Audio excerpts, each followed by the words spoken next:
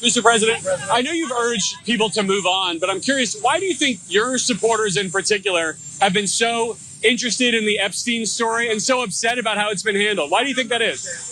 Why they would be so interested? He's dead for a long time. He was never a big factor in terms of life. I don't understand what the interest or what the fascination is. Are you still talking about Jeffrey Epstein? This guy's been talked about for years. Are people still talking about this guy, this creep? Trump has tried his hardest to deflect and distract from the Jeffrey Epstein story, but that tactic really hasn't worked well on its own. So now he's doing what he does best: trash talking. Not his supporters who want transparency, but rather the victims. Over the last few weeks, Epstein victims and their families have started speaking out more. One victim, Maria Farmer, who worked for Epstein when she was 25, even spoke to the New York Times about how Trump could appear in the Epstein files. The encounter with Trump, Farmer said, occurred in 1995 as she was preparing to work for Epstein. She said she told the authorities that late one night, Epstein unexpectedly called her to his offices in a luxury building in Manhattan, and she arrived in running shorts. Trump then arrived wearing a business suit and started to hover over her. Farmer said she recalled feeling scared as Trump stared at her bare legs. Then Epstein entered the room and she recalled him saying to Trump, "No, she's not here for you." Cenk, this article came out July 20th, and we've never heard Trump say anything publicly about the victims or their families. Why do you think that is? Because he doesn't care. You know what it reminds me of? This might be a curious analogy, but what Netanyahu says about the hostages. You get the sense that he don't really care at all, right? He's like, oh yeah, I am so worried about the hostages. I will now be bombing that part where they might be held with 2,000-pound bombs. You're not acting like you care, right? So now in the case of Trump, he's not even doing that. Right? He's not like, oh my God, my heart breaks for the victims. He's just like, what victims? His administration literally put out a statement saying, not only is there no file or no list, there are no clients. So I guess what, are the girls all lying? Because they've talked about a lot of different clients. We had Tara Palmieri on the show just a couple of days ago, and she is one of the top reporters following the Epstein story. And she's like, no, I've talked to a lot of victims and there's a lot of clients, right? And Trump's like, I don't see any clients. And then my favorite line, you guys heard it about Epstein. He was never a big factor in terms of life. A, what does that mean? And B, I'm pretty sure he was a big factor, okay? He was such a big factor, you've been trying to cover that up for a long time now. Jordan, this is another one of these where, like, he's getting caught being part of the elites. Yeah. His voters thought he wasn't, but he obviously is. Yeah, and he's hiding it from the public, but from what we understand privately, he's annoyed that people are speaking up. In recent weeks, according to two sources familiar with his private remarks, Trump has repeatedly critiqued the string of media appearances by Epstein accusers and their families, arguing that some of them are just trying to make him look bad, or implying that he did something wrong during his time as one of Epstein's friends and party companions. Now keep in mind, in that New York Times article, Farmer clearly stated that she had no evidence of criminal wrongdoing by Epstein's associates, and that includes Trump. But still, she's talking about Trump and Epstein, and despite running on the idea he'd release the files, even though the relationship was publicly known, he's mad he's even being affiliated with Epstein now. And his annoyance gets even worse. At times, Trump has said that some of these people speaking out are, in his words, clearly of a Democrat political affiliation, while wondering aloud if some of them are coordinating with prominent liberal attorneys or groups.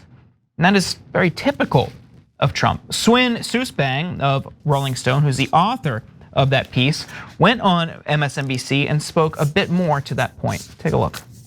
I've interviewed some of the survivors. They've come on many of our shows here at MS.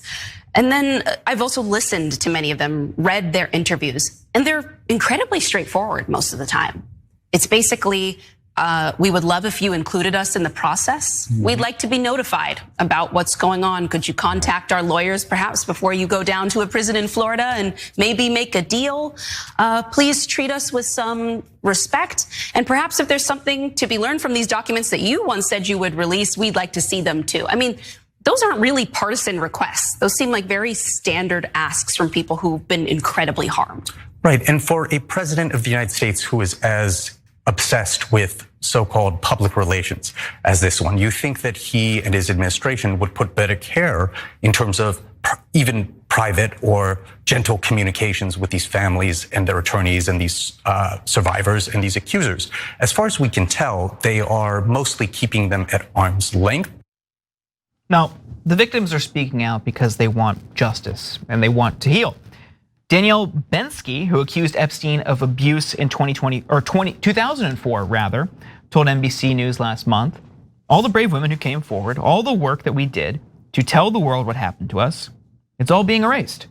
Cenk, what do you make of this? Yeah, I think he's gonna get caught. He's in the middle of getting caught now. So, I mean, you bad talking the victims of Epstein. Jesus Christ, I mean, look, I'll add a prediction here because Donald Trump has verbal diarrhea and he cannot keep a thought in his head from coming out of his mouth. And this has helped him ironically throughout his career because it gave him an air of authenticity. So he would think some crazy thing and then no consultant could tackle him and tell him not to say it. He'd just go bleh and say it, right? Well, if he's getting annoyed by Epstein's victims, he'll say it one day. He'll say it out loud. And yeah, some in the blind, radical right might go, oh no, or some in MAGA, make Israel great again. For whatever reason, Ben Shapiro, Mark Levin, all those people are like, Epstein files are no big deal, no big deal. Okay, they'll be like, oh yeah. I mean, of course, you show the Epstein victims are not real victims. There's no actual clients, so they deserve to be yelled at, right? But everybody else will be like, no, not a good look. But to this late date, Trump's administration is still claiming there are no clients. So, and they're never going to prosecute any of them. In fact, the one person they had in jail, they just moved her to a country club, Ghislaine Maxwell, and they're talking about maybe letting her out early. So, I mean, this is brazen, and I think it's gonna wind up in disaster for Trump. That's my sense of it. What do you think, Jax?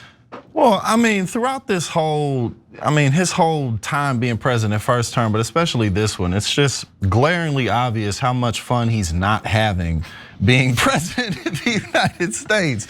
Like, because despite his endless guilt, he didn't really ask for any of this. In 2016, that was all just an ego project, a way to, get back at Obama and all the people who laughed at him and made a joke about him.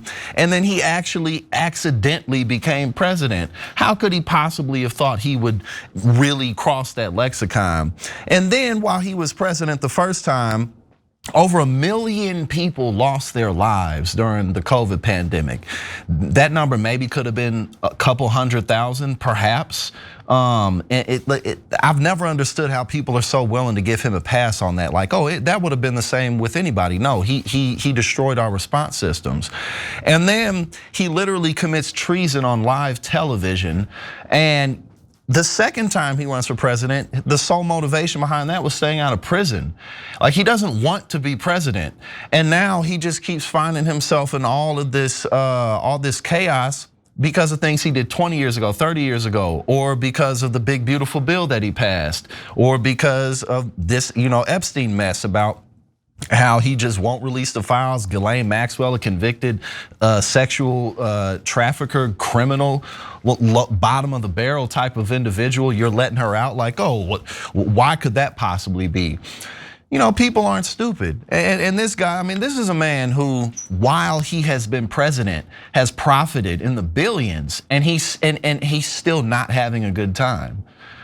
So everything that you can possibly imagine, he has sold with his raggedy ass name on it.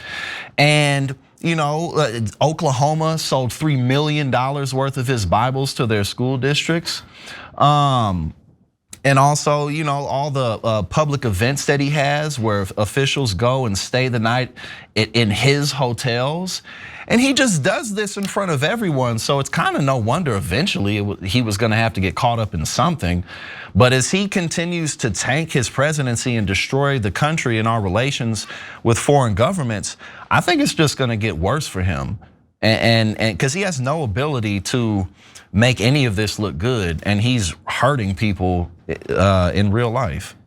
I'm totally with you. I think all of that clouds and overshadows his presidency, and I think mostly he doesn't want to be president, and I think all of this affects his behavior, his thinking, his approach to it. I think the part of it that he loves is just the adulation, and like we talked about in the last hour, the potential to get awards. He's trying to use leverage to get the Nobel Peace Prize, and then using his position to take over the Kennedy Center, fill the board with MAGA appointees, and then host the Kennedy Center honors. Like this, he just wants the most vapid, most meaningless elements of the presidency, and it's just the pomp and circumstance. He just wants to show up to benefits, to galas, to shake hands, look important, be in photo ops with prestigious people, and then go home. He doesn't want to do any of the work at all whatsoever. Like a child. Yeah, real quick, I'm gonna pick up on two things you guys said. For the Kennedy Center to the real world, no one cares. No, like what's happening? Who's at the Kennedy Center this week? Who cares, right? To a farmer in Iowa, to a construction worker in Missouri, who cares? But you don't know. In Washington, that's all they're talking about. Because it really bothers the elites that Trump is taking over the Kennedy Center and he's bringing in Sly Stallone and all these guys instead of like, oh, ballet dancer from Norway or whatever the hell, right? So I couldn't give a rat's ass. But the establishment cares, the elites care. But what's interesting is what the point Jordan's making, Trump cares. Because Trump's always wanted to be part of the elites. Yeah. So he's like, I'm running the Kennedy Center. That's what you care about?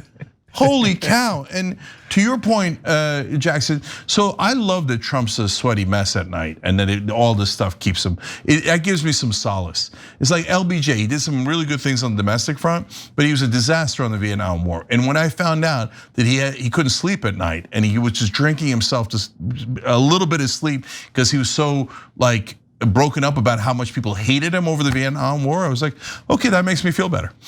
Okay, and that's how I feel about Trump, as he makes a mess of everything because we're not his toys. And he treats the country and the voters like his toys. And he keeps breaking things. And eventually he's gonna break his own base. And this is the one to do it on. Because he said he could shoot someone on Fifth Avenue and get away with it. We found out that that was largely true. But it turns out the one set of people you can't shoot on Fifth Avenue is Epstein victims. So people get a little bit touchy about that, and they should. And I appreciate everyone, from people who hated Trump the most to people who believed in Trump the most, who are open-minded and see, oh, okay, I see it now. Yeah, he's part of the elites, and he's never gonna release anything related to Epstein. All he cares about is himself and protecting the bad guys. So it's not a matter of I told you so, guys, not at all. It's a matter of, okay, thank you for seeing the light. We appreciate it. Let's go pick a real populist and actually serve the American people instead of all these jackasses fighting over the Kennedy Center and who's gonna protect Epstein the most. Every time you ring the bell below, an angel gets his wings. Totally not true, but it does keep you updated on our live shows.